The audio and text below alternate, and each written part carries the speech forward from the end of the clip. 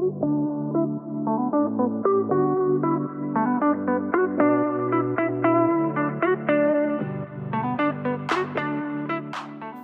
to another episode of Heartfelt Conversations with Waithera Kibinda.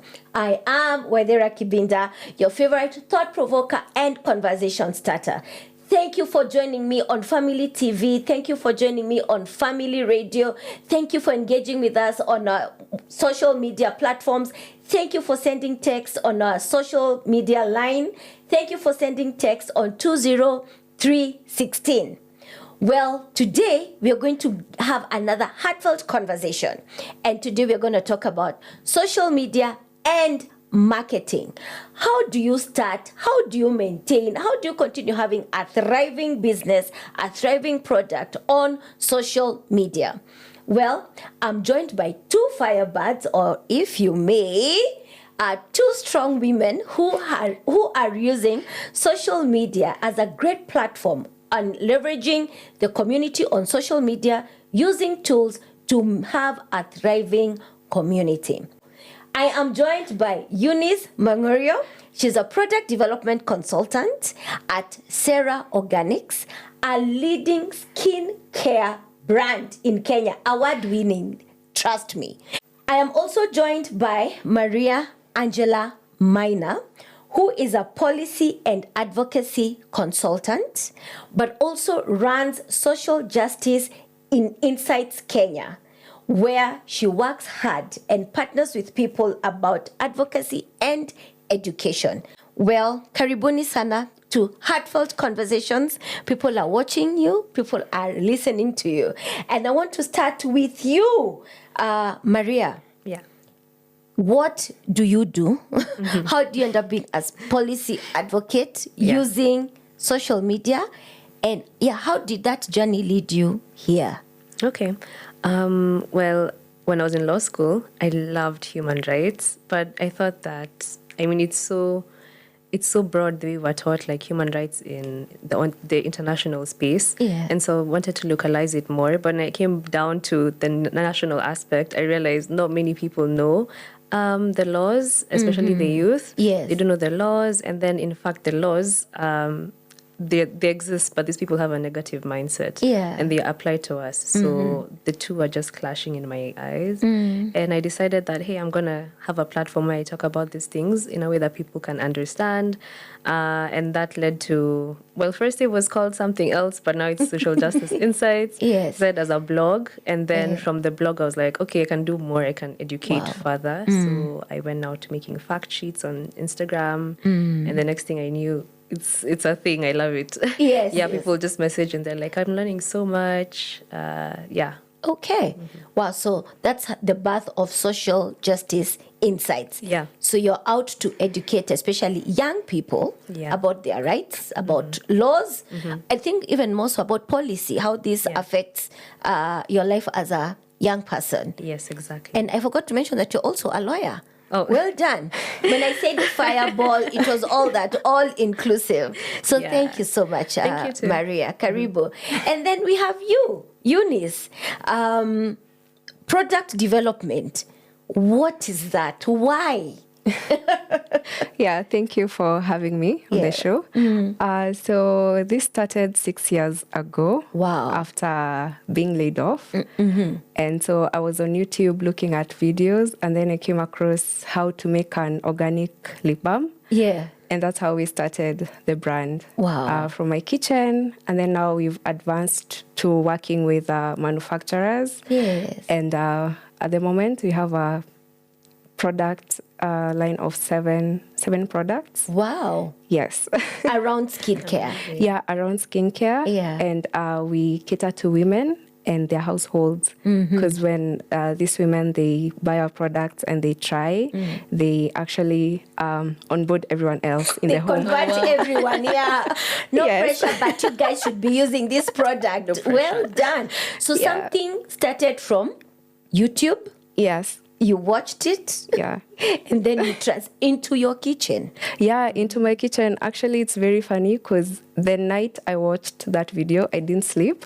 So the following day, I went to a store that I know sells organic products for making the skincare products. Yeah. So I went there, bought my raw materials. Wow. Mistake number one, but okay. yeah, because business-wise, it doesn't make sense because it was very expensive buying from that store. But over the years, I've learned how to source, how to cut the cost, and as well as maximize on the resources that I have to produce this product. So that's how it started in the kitchen from the lip balm, and then we advanced. The next product was the amazing body butter that we have, and then the rest now I came formulating them over time because also my background is in IT. Wow. Yeah, and so it was a big transition for me now learning manufacturing, cosmetics, and all that. So it's been a journey. Wow. So I just like the way the conversation is flowing because what you studied in school, unless maybe you're Maria, really, which has also evolved, is not what you're doing. And I think that's what this generation is all about, being versatile, you have very many different dimensions to yourselves. So Eunice, if I may, why social media? Because I think that's why I interacted with you first. And why social media? What made it? Yeah, so at the time when we started, Instagram was coming up. And so I was like, I don't have the funds to set up a shop. I can leverage Instagram to sell my products. And so that's how I decided on starting on Instagram mainly. That's why we started selling. And then over time, we were able to create our website, which is now we are using for people to make their orders. And so, and it gives them leeway, like they can shop anytime. They are free, be it at night, during the day. They have access to the website. They can just place their orders there, and then we deliver them. So social media has really played a big part in our brand and how we do our business. And also with social media, it's very easy for us to automate our processes so that we don't have to manually do everything. So we really love social media as a business. Yeah. And maybe Maria, that's your question. How has this evolved? I mean, she says 6 years ago, 5 years ago is when Instagram is now coming. My children are always making fun of me and saying, you're on social media, like grandmother media, because I'm still stuck on Facebook. On so many things. And so how has social media maybe social media marketing evolved from 5 years ago to what we have now? Okay, the evolution has been wild. I'll say that. Okay, so fun fact about me, I was once an influencer. I did like for Kwetu. Oh, wow. Yeah, so and then I did it's called Stratifest in Strathmore University for raising money for the students use financial aid. Yes. So from that, it was like, everyone has to be like energetic. You have to have like a whole photo shoot and a caption. But now I've seen the evolution in the sense that now it's just, you can have like a podcast sitting down like this. And people will listen to you. And then you don't have to have like photo shoot, whatever, but it's the music. It's about the music, like the hashtags. It's about analytics now. Before it was just about like boom. I've posted. You post, you get many likes by chance, and that was it. But now it's more strategic. And I would say that's the evolution. It's worked, I think, best because now people can have social media as a career. People actively, like, they say, I'm a content creator. Oh my God. Very comfortably. Can you imagine, like, 5 years ago, you tell your parents, I'm a content creator. Where do you even study that in school? But now you can. Now you can. So, like, through media communication, they teach this. And so that evolution has been powerful. there's whole careers made from this. And also, let's say impact, because I mean, people learn from TikTok dances. Yeah. I did a post recently collaborating with a girl. She was doing her makeup while talking about the facts on the proposed finance bill using my information. Wow. And it was like, she was like, oh, I want to do this. I think it'll reach more people. Yeah. And true to her word, it did. It did. Because people are like, oh, a makeup tutorial. But they listen, it's like, oh, facts. Yes. So you're busy doing your makeup, beating your face. Yeah, But you're actually passing knowledge. Exactly. So I Yeah. really loved that. I love that idea that she's the one who came up with it, but I was like, this is amazing. So, yeah. You know, I'm in a place where I hear we're in a generation that hears by seeing. Swipe left, Yeah. or up, you know. Yeah, so absolutely. for you as a product developer, what tools have you, leveraged on, picked and said, okay, this has come up? I mean, 4 years ago, 3 years ago, there was no TikTok. And all of a sudden, if you're not on TikTok, are you even living? Do you even exist? So, yeah, what are some of those tools you have adopted for product development? So for us, it's mainly the Instagram for marketing, and then the website also for picking the orders and processing the orders. The other thing we've picked is the recently the Chat GPT Yes. to do research and see what's trending in the skincare industry, and then thinking about how we can improve our products so that our clients can get the best of the skincare products that we are making. We have also been using CapCut. That's a tool for editing our videos. Yeah. And for information purposes, we also educate a lot on our platform. So CapCut has really helped us to create that content and share it on our platform. I am seated here and I'm thinking, first of all, how education has evolved, because now we are having digital creators. I'm a content creator. Where else, maybe even for you at Social Justice Insights, you'd have called a gathering. Put posters somewhere called, we have this, we're talking about maybe if it's a finance bill or know your rights or your wellness as a young person, limited tickets, slots remaining. Or be giving out posters outside City Hall. Yeah. and they have to get stamped by the council. So we have eliminated so many, the 10-step processes, if we may, and then have a final product. Yes. But now still, on this platform, we have algorithms. We have hashtags. We have trends. I'm stuck. Where do I start? Where do I start? How do I, they say algorithms change maybe geographically or what I'm looking for. Tell me about that.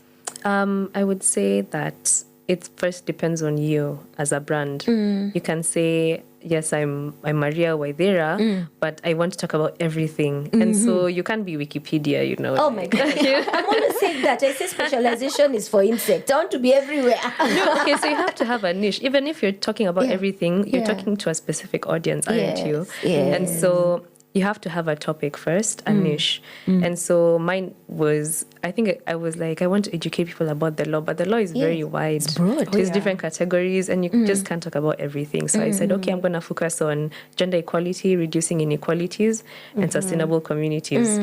Within those, there are different avenues. So gender equality has FGM, gender-based violence, reducing inequalities, refugees. Here. So you see, I'm focused on those and there are already many. Yeah. So when you pick a niche, it's easy to also now pick out a mission. So what do I want to do with this sector? Yeah, not a mission. So I have picked my niche. Yeah. Is this one's okay? Yeah, and then your mission. So what is it that you want to do with these areas that you've identified? And for me, it was educate and provide practical knowledge, easily consumable knowledge. And so from that, now you just get your own, get people who are interested. And now that is your audience. You're serving them. And your promise to them is that I'll educate you on SDG 5, 11, those like that. And so that's how you just get your own family, your online family. Yeah, your own online community and people who are loyal to you. Yeah, exactly. If I still may stick on that, DM for prizes. I see you will put your prizes there unashamedly, despite the competition, and that's what she's saying. You find your people, you have your mission. How has that worked for you? It has been working very well from the beginning. We started from the onset. We were putting our prices listed, and because we also had a targeted niche, like Maria has mentioned, so we knew who our clients are, and they will understand the value of our products and what they will do for them. So, and also as a brand, one of our core values is transparency and authenticity. So personally, I'm a very authentic person. I don't like cutting corners or hiding information. So that is what also has created that trust with a community of now over 3,000 followers on Instagram, because we are transparent, and that has helped us to remain constant and growing as we continue with our business. So no, we don't do DM for prizes. Oh no. I know everyone has their person. I think at the end of the day, that's true. everyone has their person. How do you incorporate strategies? How do I develop a strategy? Whether it's a product or a movement, how do you create a social media strategy that has your people? So I would say, okay, so you know now what you want. But you also have to figure out how to tell it, because who are you telling? And that involves also knowing your audience.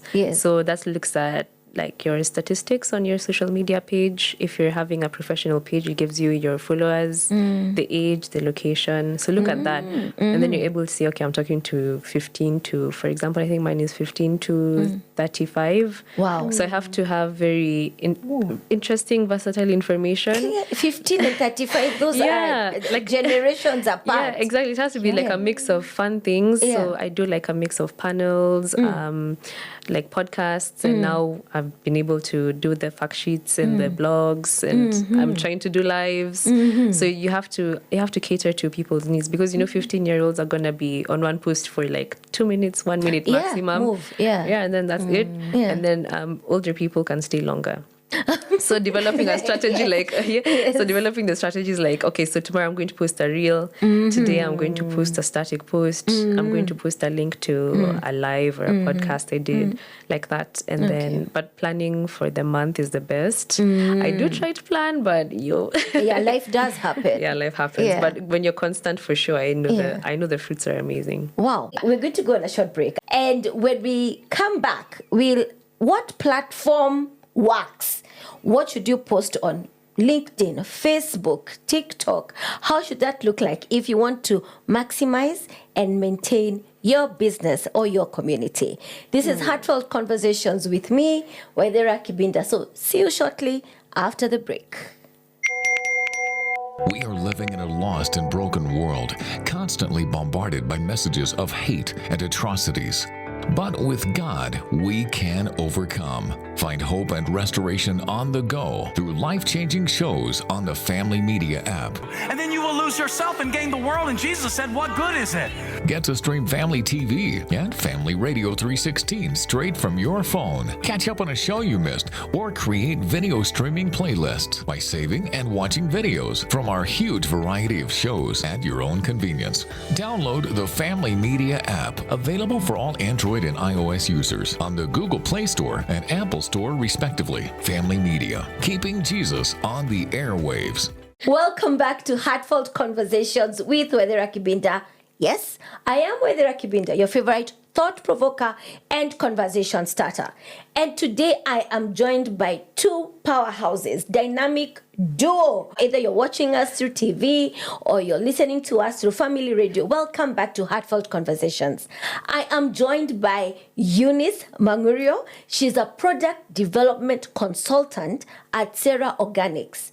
And Sarah Organics deals with organic skin care for the Kenyan skin, East African skin, and award-winning. So this has been a very insightful conversation as she has shared her journey about developing the product, talking with the customer.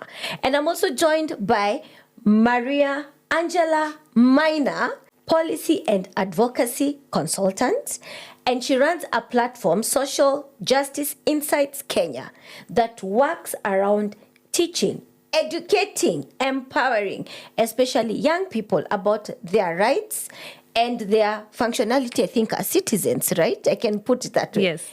The commonality about these two wonderful ladies is that they have used and continue to use social media either to make money, in Eunice's case, or pass information, for Maria's case, and educate and empower people at the end of the day. Yeah. I want to come back to you, Eunice, even as you develop products at Sarah Organics. Talk to me about feedback. What's the importance of feedback? Because it's a mile. I could be ordering your product from somewhere in Seychelles or Santorini, Greece, my dream country and destiny place. So how do you work on feedback? So for us, the feedback aspect is what has really enabled us to grow our product line. Yeah. I remember in the early years, so we hadn't like fully gotten the formulation right for the lip balm. So what it was doing is during extreme hot weather, it would melt. Wow. And then now it becomes unusable to our clients. So we had to go back to the drawing board and see what we can do. And luckily at the time I met a lady who showed me how to outsource the manufacturing services to improve our products. Because remember, I didn't have the background for skincare formulation. You just watched a YouTube video. Yes, so I had to get professional help, and through that lady, I was able to get a few samples from our manufacturer that we work with right now, and we were able to reformulate and have a working formula. So what I'm saying is that because we got that feedback, we were able to improve our product and provide a better working product and also give our clients their value for their money. That is big for us. We don't just sell for the sake of it. We want you to get value from what you're buying. So feedback has been really important to us and we take it seriously. And because of that feedback, we've been able to grow a brand and more products are coming because we are also getting suggestions from our clients like, hey, why don't you introduce this and that? It will help us with this issue and that. So we also listen to our customers, which is very important as a brand so that we keep ourselves at pace and relevant as well. Wow, I like that. And what you mentioned, it started from a YouTube video, from a kitchen, and now you're even outsourcing a manufacturer to help you with the process. Also because you're not the smartest tool in the shade. So you still have to build the community despite the different avenues. Yeah, I always say I'm a student of life, so I love learning and it has gone a long way with how we do our business and how we cater to our clients. Yes. I love it. Yes. What challenges have you faced as you've built social justice insights, Kenya, on using different platforms and making sure I have reached, quote unquote, my person or my community? Like you said, you have to build your own tribe, your own community. What challenges, if I'm starting out on something similar, should I expect? And how can I mitigate that? You should expect feedback. Oh good my God, and feedback. bad. Like that one is a must. And sometimes it'll be the good one. You always like, someone encouraging you, but then there'll also be that bad one, and then you're just like, oh my gosh. Yes, why me? And it's so tough, especially when you're talking about gender equality stuff, because we're not talking about like, men are evil. No, we're talking about the specific challenges women face. And I speak from facts. So that's also been a challenge, like not dwelling on the super emotional bits and then just telling a story but not getting to the facts as to why this is bad or whatever. So you'll get that one comment and then you're just like, oh my gosh, I want to resign. I want to hide. Like, please take me away. But like, I think it just depends now on how you view it or how you take it. So I think that's one thing to expect as a challenge and a good thing as well. Another thing to expect is like the shifting requirements for algorithms and everything, because I mean, like your productivity will be based on what's trending. Yes. And as much as you can speak on something for so long, like I've been speaking on femicide since 2021. Oh, wow. And then like it happens and then mysteriously, my posts are being shared everywhere. And I'm like, guys, this post is from 2021. And then people start thinking, oh, you did this post because of clout. And it's like, that post is from 2021. So there's that. Also, like, I think also with that comes the challenge of trying to fit in. You'll be tempted to like do reels with trending songs, memes, but just stick to what you're supposed to do. Also, when someone tells you, oh, do this, do that, like you can also get feedback about doing everything, and it's like, wait, I have a mission here. If I do everything, I'm gonna burn out. But I think those are the major challenges. I think consistency when it comes to personal discipline. I face that challenge personally. Like sometimes I wake up and I'm like, oh, I don't want to post because this news is stressful. It's triggering. Sad. Like also like GBV matters are very triggering. I'm not a victim or anything, but it's triggering as a woman. Like this can happen to me. Protests, the deaths are triggering. So that's a really big challenge for me personally. Like, but getting over it is like, hey, it's okay to have emotions. You're still a person. It would have been worse, quote unquote, if you only relied on the newspaper, because then you have to imagine. But there's also still a lot of garbage, I must say, on the platforms. And you have to sieve it out. So, Maria, talk to me about clout chasing. Because we have a lot of that, whether it's the post you'll put on YouTube so that it catches someone's attention. We could be here talking about social media marketing, and then someone else posts 5 strategies on marketing. Number 6 will surprise you. So how does cloud chasing? Is there a place for cloud chasing, or should we just be authentic? And does authenticity really sell? Well, it sells. I mean, I'm personally happy because I don't lie. If I don't like something, I actually say. I've always been like that. So I think it depends on your goal at the end of the day. If your goal is to be famous, which is not a bad thing. Like it's not bad to want to be famous and want like to be a celebrity. But if that's your goal, then you can cloud chase. But if your goal is now something like what I do, like to educate and stuff, you can. People cloud chase, like just if you're a femicide platform and then you start speaking on not the finance bill because that's what everyone is talking about. Like it's not the same. So cloud chasing has its place.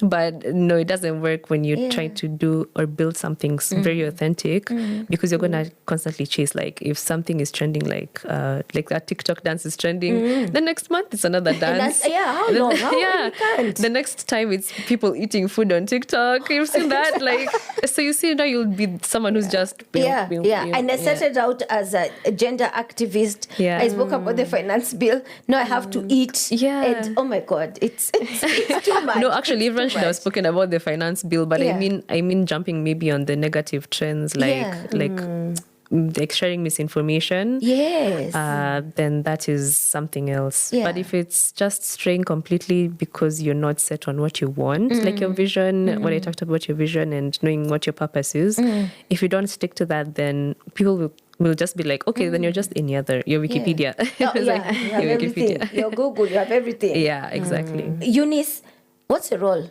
or what's the place of influencers? I mean, like Maria has mentioned, today I am influencing for product X. When our contract ends, they come, they pick their things, they have gone with them. Then now product Y has picked me, and then I hype it, end of contract. What does that do to either the brand or even the consumer on this other end? I want to speak that from a place of experience. Oh, yes, please do share. Yeah, because I've worked with several influencers. Yes. And like what Maria said, you know your people who you're talking to and your mission and vision as a brand. So for Sarah Organics, we have our own brand identity. And so there are values that we live by. So we don't work with just any influencer. Oh, wow. Yes. So you choose the influencers. Yes. So if this was Maria 10 years ago and she's influencing for this thing, you tell her wait or continue or no? As the business owner, I get to decide which influencer to work with, so that way I have control on who I see that aligns with my brand. And yeah, I've seen the clout chasing thing, and being who I am, I'm authentic. I wouldn't go for maybe influencers who do that. So I'm very strategic in how I approach the influencing space, because that is like getting someone else to market for you your brand. And I've worked with several, and so far so good. Aside from us marketing from the in-house ourselves. So cloud chasing, I mean... What do you look for in an influencer? So for instance, Maria or myself want to influence. What's the checkbox? And if I'm starting out with a business, a movement, an initiative, what am I looking for in an influencer? So you have to look at their content, and that is like the first instant. Like, get to look at their content. What do they talk about? How do they deliver that content? And then now you go ahead and approach them, have a conversation with them, and tell them, this is my brand, this is what we do. Like, are we a good fit to work together? Yes. If not, you move on. There has to be chemistry. Yeah, there has to be that. So you have to do your own research and just pray that it works out, because also people change along the way. So really sometimes you don't have control over that. But from the onset, if you're able to just do your due diligence, talk to them. And actually, for some, I actually talked to them and I was like, no, I can't work with this particular person. Wow. Not because they're bad, but because our values and our brand mission, they don't match. Yes. And I care about that. Okay. And what Maria said about posting authentic content and all that, sometimes it's slow in terms of growing your business. True, it's slow. Yeah, because you're not jumping into each trend that is coming. Yes. So it's slow but rewarding. Yeah. So I better be content with my 200 people Yes. who are loyal to me and trust. But you also are speaking about, are we sharing the same value with the person I'm trusting my product with? So that is very important. Okay. Maria, I don't know, we're in a microwave generation. 5 minutes, tea, I want it out, ready, cooked, marinated. So I don't know, maybe lack of a bit, but what are the tactics, if any, of growing that loyalty, growing your tribe, growing your... Is there a tactic? Is there X plus Y equals Z? Yeah. Therefore, I mean, is there? Yeah, I think just for me, what's worked is connecting, like just connecting with each follower on a personal level. So every time someone shares my post, I say, thank you for sharing, welcome to the platform. Wow. I message, like there's a time it was 100 posts a day, like when things are trending, like 100 posts, and I'm just like, oh, I just do copy paste. But like when they reply, I'm like, now I'm fully there. I'm like, hey, how are you? Like, thank you. And they message back something, and then it just goes. Like there's some people I'm like on a first name basis with, because I'm just like, oh, they're so cool. So I think that is the best way to go about it, because when you have that community, then you're able to now grow and grow. You just find someone being like, hey, I like this platform because XYZ. It's not just because they have information, but plus we have a relationship. We're like friends. So yeah, I would say that for sure. Yeah. And About like posts, I Yeah. would say short posts. short posts. Short posts, short authentic posts. Like you said, Yeah. we're a microwave generation. Yes, yes. Yeah. But it depends on what you're doing, because for me it's education. So I can't like make the law sound exciting the way I want, There's no razzmatazz. Yeah, unless it's like true crime, like, hey guys, today we're talking about, I don't know, someone's murder, and I'm just like, I can't do that. Yeah. So it's like, for me, I have to share facts, and then I have to show where I've gotten the facts from to look reliable. So it depends on what you're doing, but also make it bite-sized. Don't start giving us like a whole PowerPoint presentation with 10 points. 10 points. Yeah, Number like- 11 will surprise you. Yes, like all, all my fact sheets, like maybe 1-2 statements at most, and just get straight to the point, and people stick to it. Yeah.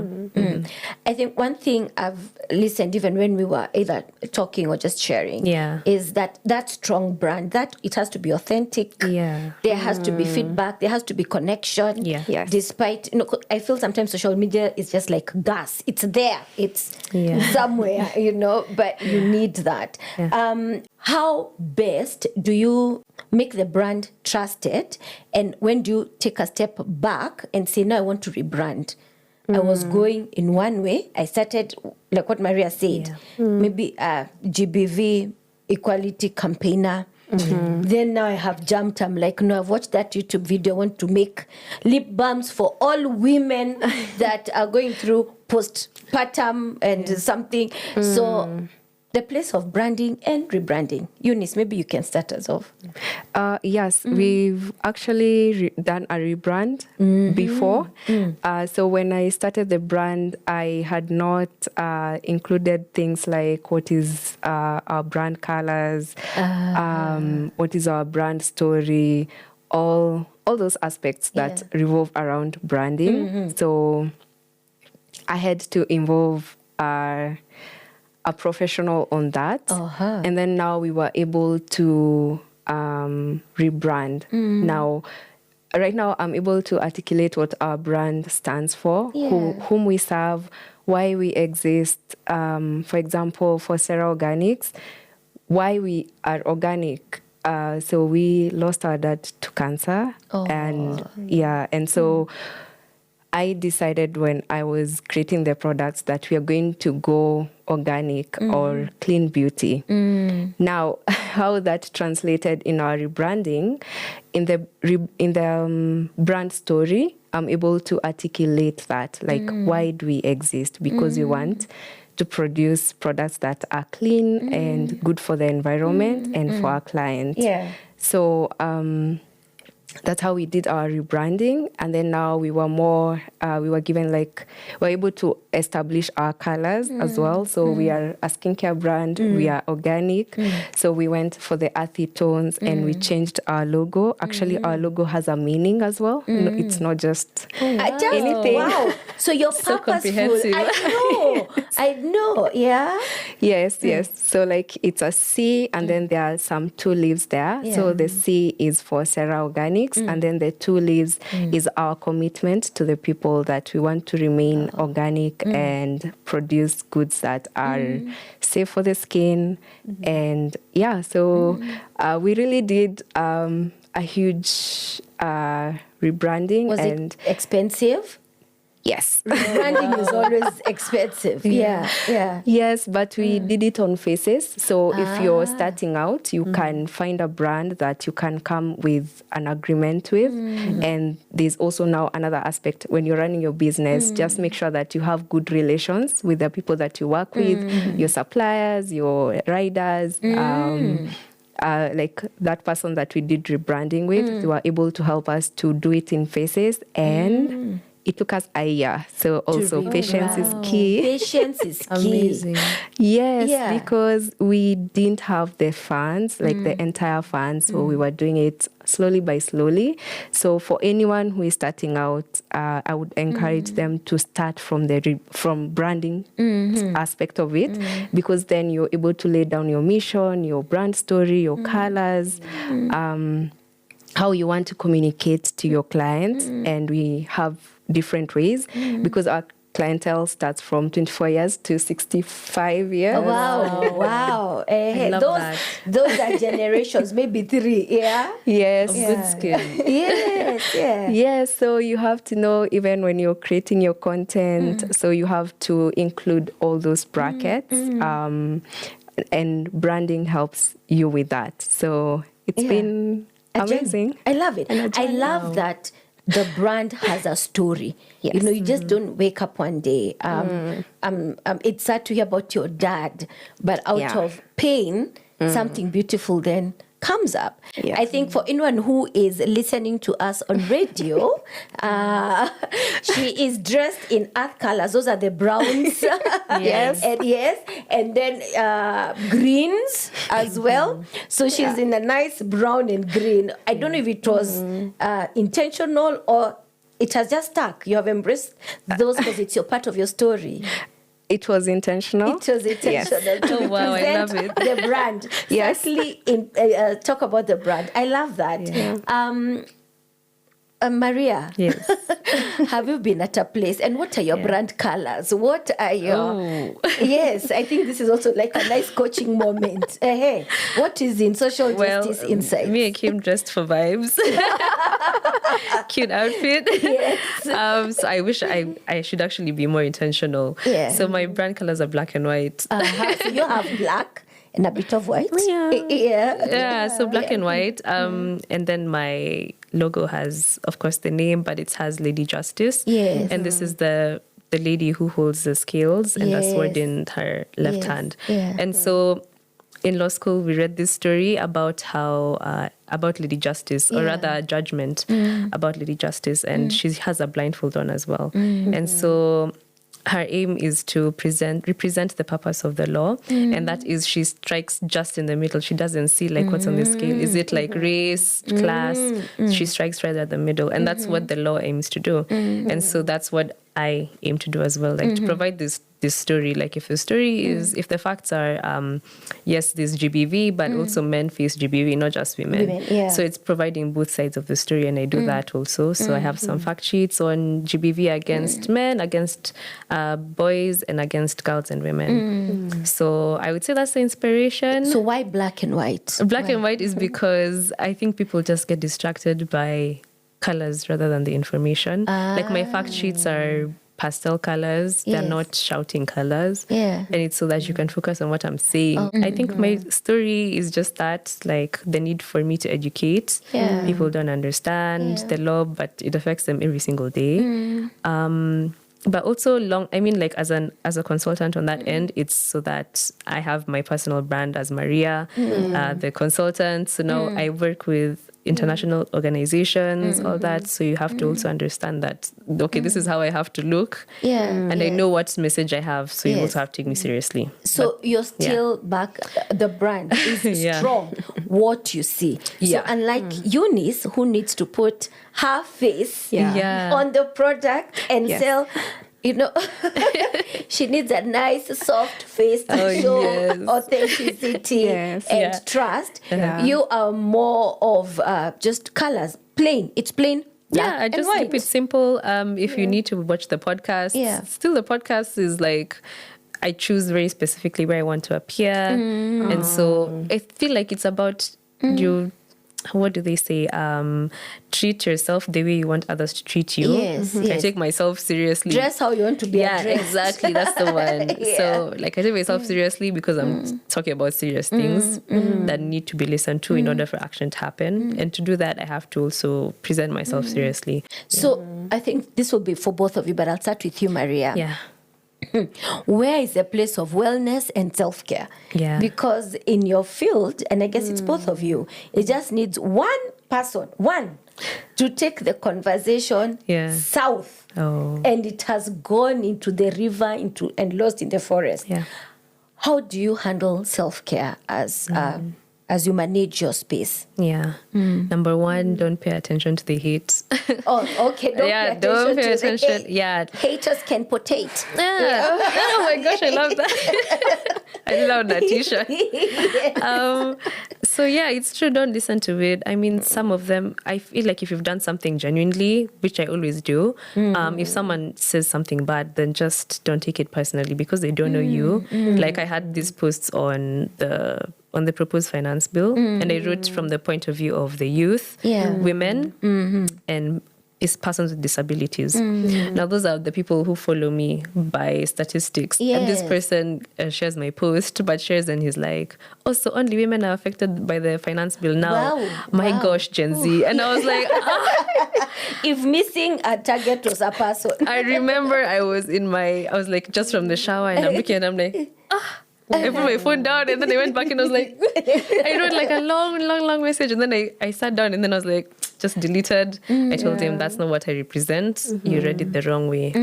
Sent it and just blocked him.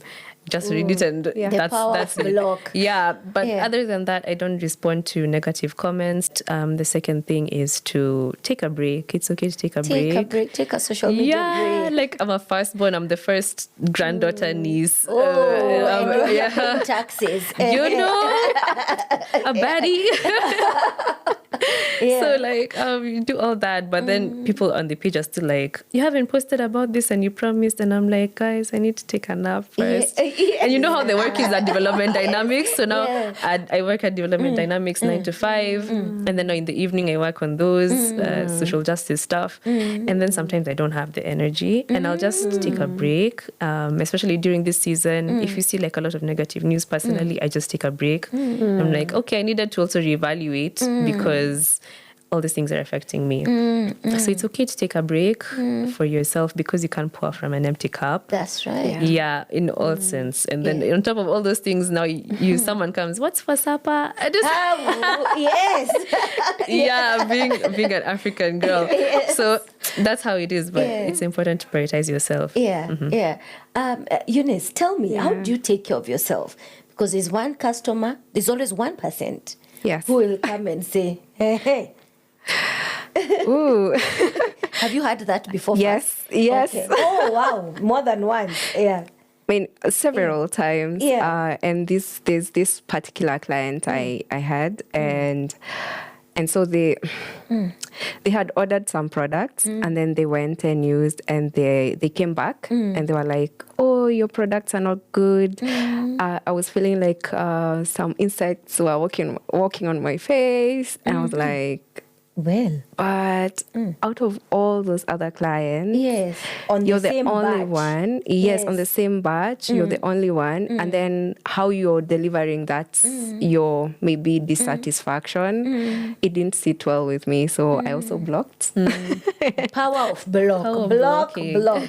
Yeah, of course I responded and said, I'm so sorry that the products didn't work for you. And like that client continued even after saying, So I was like, you know what? I cannot continue with this conversation. So I blocked and moved on. And so that's to say that sometimes you have to take care of yourself. Like, I'm also working with a therapist right now, and what we are discovering is that sometimes when you get those comments, you can start second guessing yourself. So you have to look for evidence for the past work that you've done. And so because of the feedback that I've gotten over the years, I know that my products are good. So looking at that feedback and being able to see what the haters are saying. So being able to have that boundary of like, you cannot cross this boundary, and even how some clients feel like entitled. So you have to weigh your options and see, is this coming from a good place or is just someone maybe having a bad day? So I also don't engage in disempowering conversations. The other thing I do is, I mentioned that I go to the gym, and that helps me to know that I can do hard things. So when instances like that come, so I'm able to be anchored. Like I know I got this. So the gym has also played a huge role Yes. Wow. in my wellness journey. Yeah. And lastly, I have an app. So this app helps me block times on social media, like sessions. So let's say at night, I can say from 9:30 to 8:30 in the AM. I'm not on any social media platform. You'll just leave your message, I'll find it, and I respond when I'm there. Another thing is like, so that app has helped me to have sessions where I have my alone time and be able to focus on other things. Like I also have a full-time job, so it really helps me in managing my time. And for the business, how I manage it from 9 p.m. Up until the following day at 8:30, I don't log into the platforms. And also Sundays are my days. Yeah. And I learned that from my parents because they used to run a shop. And so on Sundays, we never opened that shop just to focus on each other and going to church and all that. So I learned from that, like blocking days where I need help, I need to unwind and just be. So I strictly don't even post on my page on Sundays. Yes, I don't. Not unless if it's a special day, maybe Father's Day, Mother's Day. Then you can put it. Yeah. All right. Good things do come to an end for other better things to start. But as we close and as you share your closing remarks, and we'll start with you, Maria, what platform do you use for what? And how can we find you? Okay, so I use mainly Instagram, and then secondary is WordPress. Now Instagram is for the fact sheets, to get to know me, all the platforms, and then the WordPress is for the blog. So lengthier materials, more advice. We have mental health Mondays, and the other days is social justice series. So yeah.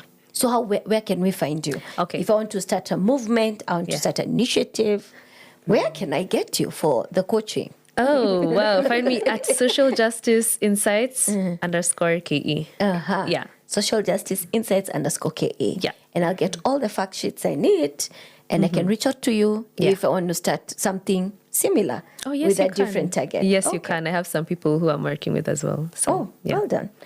Eunice, where do we find you and where do you put what?